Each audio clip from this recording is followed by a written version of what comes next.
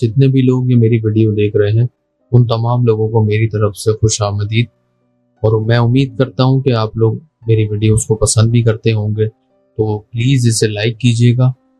آنے والی ویڈیوز کو دیکھنے کے لیے اس چینل کو سبسکرائب کیجیے اور نوٹیفیکیشن بیل کو ضرور دبائیے۔ اب چلتے ہیں کہانی کی طرف۔ کالے جادو کی کہانی۔ پنجاب کے ایک چھوٹے سے گاؤں میں ایک شریف اور نیک آدمی اکبر اپنے خاندان کے ساتھ رہتا تھا۔ اکبر کھیتوں میں کام کرتا، 5 وقت کا نمازی بھی تھا اور دوسروں کی مدد کرنا اپنا فرض سمجھتا تھا۔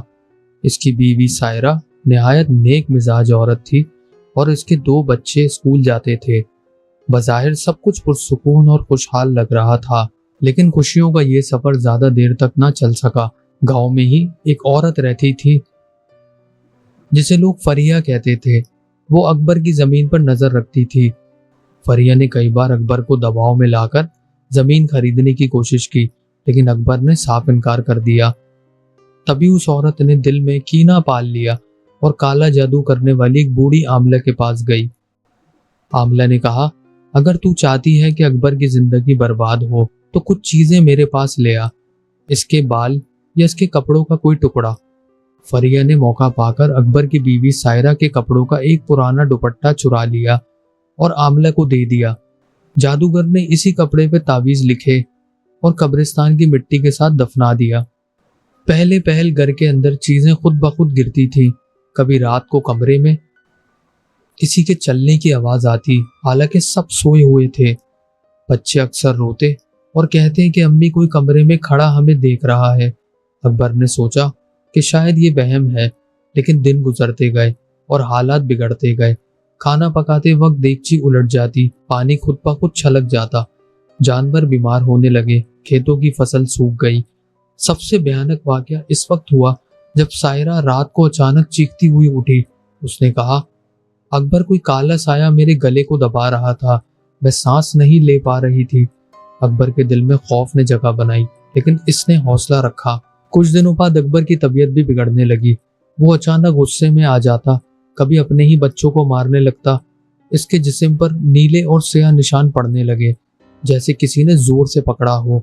ایک رات جب اکبر نماز پڑھنے کے لیے اٹھا، اس نے صحن میں ایک سائے کو دیکھا۔ سایہ لمبا اور سیاہ تھا، آنکھیں انگاروں کی طرح جل رہی تھیں۔ اکبر کے قدم کانپنے لگے اور وہ بے ہوش ہو کر گر پڑا۔ جب وہ ہوش میں آیا تو اس کی زبان سے کچھ عجیب الفاظ نکل رہے تھے جنہیں وہ خود سمجھ نہیں پا رہا تھا، جیسے کوئی اور اس کے جسم میں بول رہا ہو۔ اکبر کے والدین سخت پریشان ہو گئے۔ وہ اسے گاؤں کے ایک نیک عامل کے پاس لے گئے جو قرآن اور دعا کے ذریعے علاج کرتا تھا۔ عامل نے اکبر کو دیکھتے ہی کہا، یہ کالا جادو ہے اور بہت طاقتور ہے، کسی نے قبرستان کے ذریعے یہ عمل کیا ہے۔ عامل نے قرآن کی تلاوت شروع کی تو اچانک اکبر کے جسم میں جھٹکے لگنے لگے۔ اس کی آواز بدل گئی اور ایک بھاری آواز میں بولا، ہمیں مت نکالو، ہم یہاں بھیجے گئے ہیں۔ یہ دیکھ کر سب کے رونگٹے کھڑے ہو گئے۔ عامل نے سورہ بقرہ اور آیت الکرسی کی تلاوت کی۔ لمبے علاج کے بعد آہستہ آہستہ اکبر کی حالت بہتر ہونے لگی۔ چند دنوں بعد عامل نے بتایا کہ یہ سب ایک عورت کے حسد اور کینے کا نتیجہ ہے۔ اس نے کالا جادو کروایا تاکہ اکبر کی زندگی برباد ہو جائے۔ جب گاؤں کے لوگوں کو یہ سب پتہ چلا تو سب کا دھیان فوراً فریہ کی طرف گیا۔ فریہ نے پہلے انکار کیا، مگر بعد میں لوگوں کے دباؤ پر اس نے اعتراف کر لیا کہ اس نے واقعی عاملہ کے ذریعے اس پر کالا جادو کروایا تھا۔ اکبر اور اس کا خاندان قرآن کی برکت اور دعا کی طاقت سے بالکل ٹھیک ہو گیا، لیکن فریہ کا حال برا ہوا۔ وہ خود بیمار رہنے لگی، اس کا گھر اجڑ گیا اور لوگ اس سے کترانے لگے۔ یہ کہانی آج بھی گاؤں والے سناتے ہیں کہ کالا جادو اگرچہ حقیقت ہے، مگر اس سے بڑا اللہ کا کلام ہے۔ جو شخص قرآن و سنت کو مضبوطی سے تھام لے، اس پر کوئی جادو اثر نہیں کر سکتا۔ کالے جادو کی دوسری کہانی۔ یہ واقعہ کراچی کے ایک علاقے کا ہے۔ ایک خاندان پر ایسا وقت آیا کہ ان کی خوشیوں کا ہر لمحہ غم اور خوف میں بدل گیا۔ فیصل ایک کامیاب بزنس مین تھا۔ اس کی بیوی ندا خوبصورت اور نیک عورت تھی۔ اس کے 2 بیٹے اور ایک بیٹی تھی۔ خاندان خوشحال تھا اور سب کچھ سکون سے گزر رہا تھا، لیکن رشتہ داروں میں کچھ ایسے لوگ تھے جو ان کی خوشی برداشت نہیں کر پا رہے تھے۔ خاص طور پر فیصل کا چچا زاد بھائی امجد، جو ہمیشہ حسد کرتا تھا۔ امجد نے کئی بار اپنی بیوی کے سامنے کہا، دیکھو فیصل کو، گاڑی، بنگلہ، کاروبار سب کچھ اس کے پاس ہے اور ہم اب بھی کرائے کے مکان میں رہتے ہیں، یہ سب میرے حق کا ہے۔ اس حسد نے امجد کو اندھا کر دیا۔ وہ ایک ایسے شخص کے پاس گیا جو کالے جادو کے عمل کرتا تھا۔ عامل نے کہا، اگر تو چاہتا ہے کہ فیصل کا گھر تباہ ہو جائے تو اس کے گھر کی کوئی چیز لا۔ امجد نے فیصل کے گھر سے ایک پرانی جوتی چرا لی اور عامل کو دے دی۔ عامل نے اس پر تعویذ لکھا، جانور کا خون ڈالا اور قبرستان کے درخت کے نیچے دفنا دیا۔ کچھ دنوں بعد فیصل کے گھر میں عجیب واقعات شروع ہوئے۔ رات کو چھت پر کسی کے دوڑنے کی آواز آتی، حالانکہ وہاں کوئی نہیں ہوتا۔ بچوں کے کھلونے خود بخود حرکت کرنے لگتے۔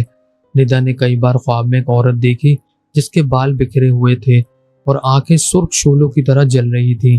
وہ عورت کہتی، یہ گھر ہمارا ہے، تم یہاں زیادہ دن نہیں رہو گی۔ فیصل پہلے ان باتوں کو مذاق سمجھتا رہا، لیکن پھر حالات بگڑنے لگے۔ ندا اکثر بیمار رہنے لگی۔ اس کے جسم پر نیلے دھبے نمودار ہوتے، جیسے کسی نے زور سے مارا ہو۔ بچے بار بار بخار میں جلنے لگتے اور ڈاکٹر بھی کوئی بیماری نہیں بتا پاتے۔ ایک رات فیصل کی بیٹی ہیرا کمرے میں سو رہی تھی۔ اچانک اس کی چیخ سنائی دی۔ سب دوڑے تو دیکھا کہ ہیرا ہوا میں چند لمحوں کے لیے معلق تھی اور پھر بستر پر زور سے جا گری۔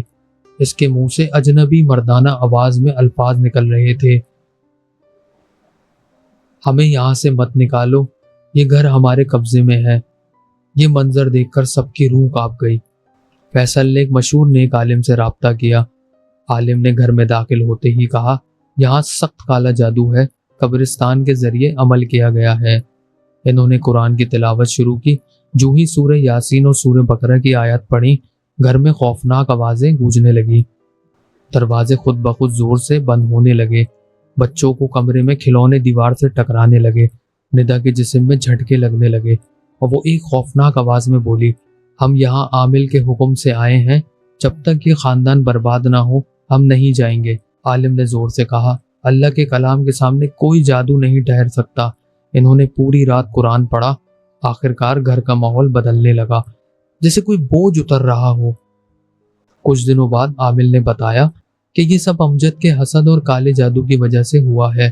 فیصل کو یقین نہیں آیا کہ اس کا سگا بھائی یہ کر سکتا ہے، لیکن جب لوگوں نے امجد کو پکڑا اور دباؤ میں ڈالا تو اس نے سب کچھ مان لیا۔ فیصل کا گھر آہستہ آہستہ معمول پر آ گیا، لیکن امجد کا انجام بہت برا ہوا۔ اس کا کاروبار بیٹھ گیا، اس کی بیوی شدید بیمار ہو گئی اور وہ خود ذہنی مریض بن گئی۔ لوگ آج بھی کہتے ہیں حسد انسان کو تباہ کر دیتا ہے اور کالا جادو کرنے والا کبھی سکون نہیں پاتا، اس کا انجام ہمیشہ برا ہوتا ہے۔